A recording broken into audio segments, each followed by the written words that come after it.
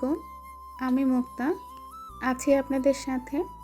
জীবনের diary YouTube চ্যানেলে আপনাদেরকে আরও একবার স্বাগত জানাই। দূরে এবং কাছে, দেশ এবং দেশের বাহিরে যে যেখান থেকে ভিডিওটি দেখছেন, আশা রাখি সবাই ভালো আছেন। আলহামদুলিল্লাহ, আমরাও বেশ ভালো আছি। বেশ কয়েকদিন হয়েছে আমি আপনাদের সাথে কোনো ভিডিও শেয়ার করতে পারছি না। একটু ব্যস্ততার মধ্যে সময়গুলো পার করছিলাম, তাই ভিডিওটা রেডি করেও সময় মতো আপলোড দেওয়া হয়নি। গত বৃহস্পতিবার ভিডিওটা দেওয়ার কথা ছিল। তো বৃহস্পতিবার দিন সকালে আমার চাচা শ্বশুর পৃথিবীর মায়া ত্যাগ করে আল্লাহর ডাকে সাড়া দিয়ে চলে গিয়েছেন। তো সেই জন্য একটু ব্যস্ততায় ছিলাম, একটু দৌড়দৌড়ির মধ্যে ছিলাম। তো আপনারা সবাই আমার চাচা শ্বশুরের জন্য দোয়া করবেন, আল্লাহ যেন ওনার সমস্ত গুনাহ খাতা মাফ করে ওনাকে জান্নাতুল ফেরদৌস দান করেন। তো জোহরের নামাজ শেষ করলাম, কোরআন শরীফ পড়লাম, তারপরে চলে যাব রান্না করতে। সেহরির জন্য রান্না করব, সেই সাথে ইফতার তৈরি করব। জোহরের নামাজ শেষ করলাম, এখন কি রান্না বাড়া করব সেগুলো ফ্রিজ থেকে নামাবো, তারপর কাটাকাটিগুলো করে রাখবো। আজকে চিন্তা ভাবনা করেছি একটু শাক রান্না করব, সেই সাথে একটু মাছের ঝুড়ি রান্না করব। ইফতারের পরে এমনিতেই ভাত খাওয়া হয় না, আর সেহরিতে তো একদমই খেতে ইচ্ছে করে না। ঘুম থেকে উঠে কিছু খেতে সত্যি অনেক বেশি খারাপ লাগে। আমি তো বেশিরভাগ সেহরির টাইমে কিছু না খেয়ে রোজা রাখি।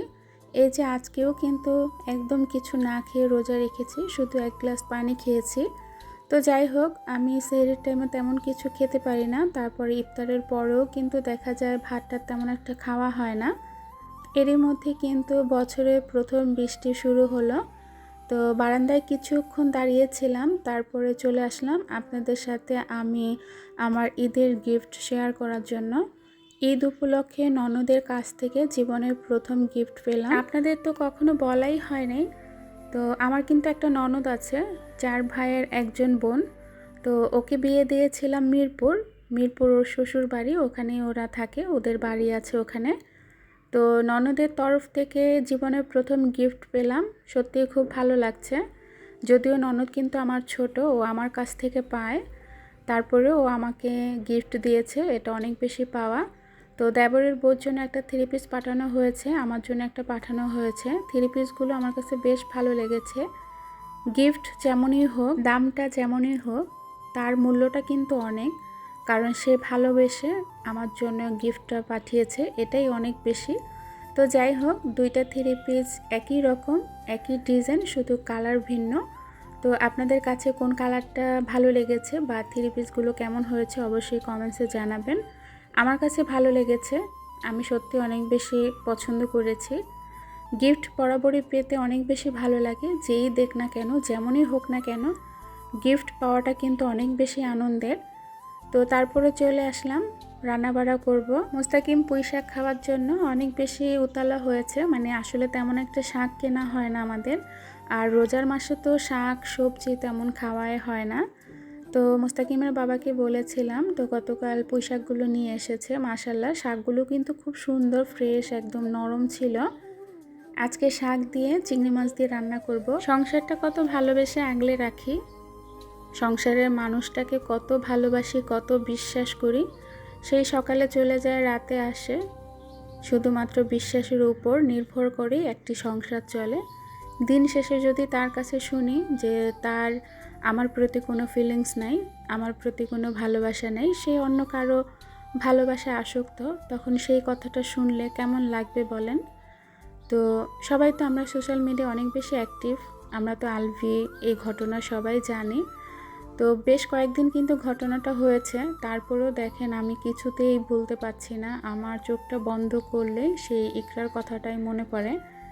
আমি তো ইউটিউব, ফেসবুক সারাক্ষণ এইগুলাই দেখি, তেমন একটা ভিডিও আমার করা হয় না, ভিডিও করিও না। রান্না করতে গেলেও আমি সেই নিউজগুলো দেখি আর রান্না করি। সত্যি খুব বেশি খারাপ লাগে কিন্তু। তো যাই হোক, আজকে এখানে কি রান্না করেছি সেটা বলছি। এখানে হচ্ছে চেওয়া মাছের মাথা বেটে তারপর পেঁয়াজ টমেটো দিয়ে ভুনা করেছি, আর এখানে রুই মাছের কয়টা টুকরা সিদ্ধ করে পানি ফেলে কাটা বেছে তারপর ভুনা করেছি, আর এখানে চিংড়ি মাছ দিয়ে পুঁই শাক দিয়ে রান্না করেছি।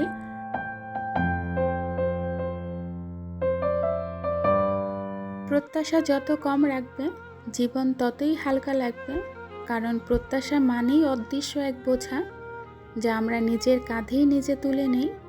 তারপর ক্লান্ত হয়ে পড়ি মানুষের আচরণে, কথায়, অবহেলায়।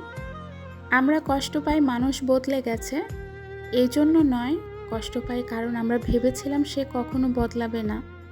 প্রত্যাশা কমিয়ে দিলে সম্পর্কগুলো সহজ হয়ে যায়। তখন কারো একটু যত্নে মন ভরে যায়, কারো ছোট্ট একটা খোঁজ নেওয়াতে দিনটা সুন্দর লাগে। অভিমান জমে না, অভিযোগ জন্মায় না, তখন বোঝা যায় মানুষ তার মতো করে থাকতে দেওয়া উচিত। পরকীয়া হচ্ছে বুকের ভেতরে নীরবে ভেঙে পড়া একটা পৃথিবীর নাম।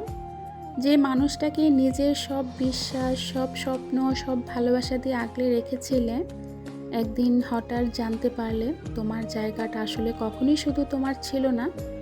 তখন আয়নায় তাকালে নিজেকে মনে হয় দোষটা কি আসলেই আমার ছিল? আমি কি কম ভালোবেসেছিলাম?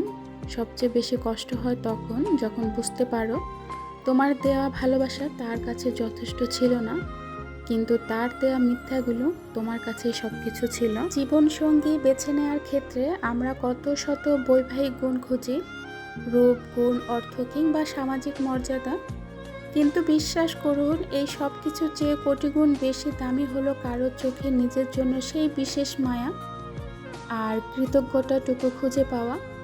জীবনসঙ্গী তাকে করাই উচিত যার কাছে আপনি কোনো অপশন নন, বরং একমাত্র পছন্দ, যে হাজারো ভিড়ের মাঝে আপনাকে পেয়ে পরম তৃপ্তির সাথে আকাশের দিকে তাকিয়ে বলতে পারবে, আমি পৃথিবীর সব থেকে সুখী মানুষ। তাই জীবনটা তার সাথেই কাটান, যে আপনাকে পেয়ে হারানোর সব দুঃখ ভুলে নিজেকে পৃথিবীর সবচেয়ে ভাগ্যবান মনে করবে। একজন স্বামী যদি খারাপ হয়, তখন সেই মেয়েটা সংসার করে, সংসারটা ভাঙে না কেন জানেন? শুধু তার সন্তানদের মুখের দিকে তাকিয়ে।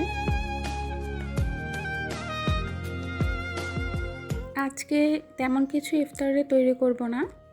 আজকে চাউমিন রান্না করছি, আর গতকালের কিছু ইফতার আছে সেগুলো গরম করব, সেই সাথে শরবত বানাবো।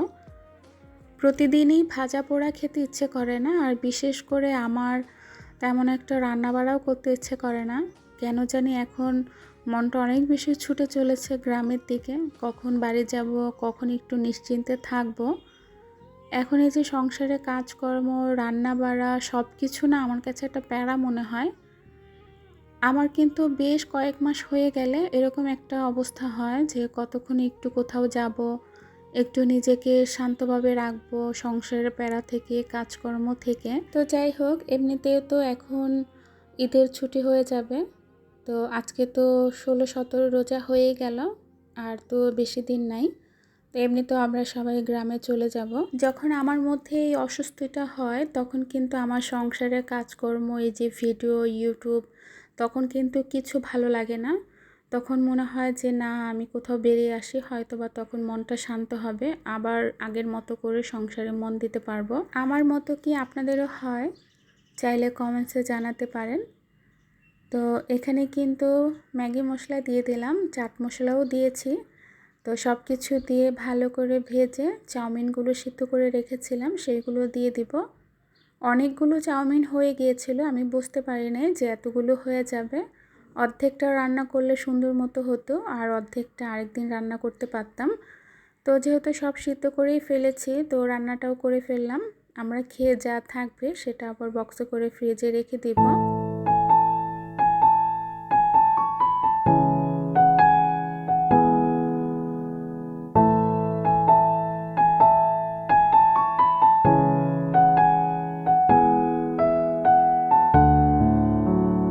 ইফতারের আগে মনে হয় কি কত কিছু খাবো, এটা তৈরি করব, এটা তৈরি করব, বা এটা করলে মনে হয় ভালো লাগবে, খেতে পারবো।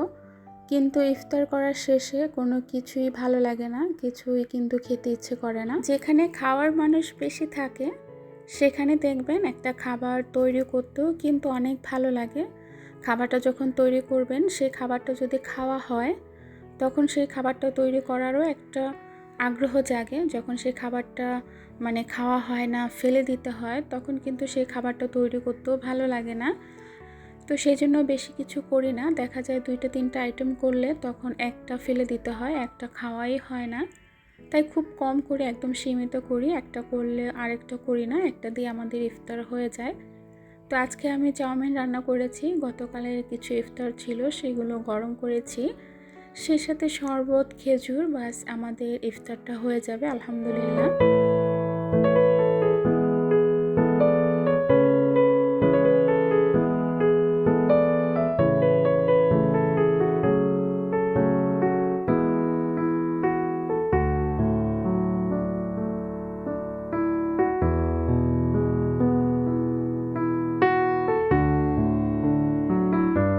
ইফতার শেষ করে কিছু চাউমিন বেঁচেছিল, এগুলো এখন বক্সে করে ফ্রিজে তুলে রাখবো।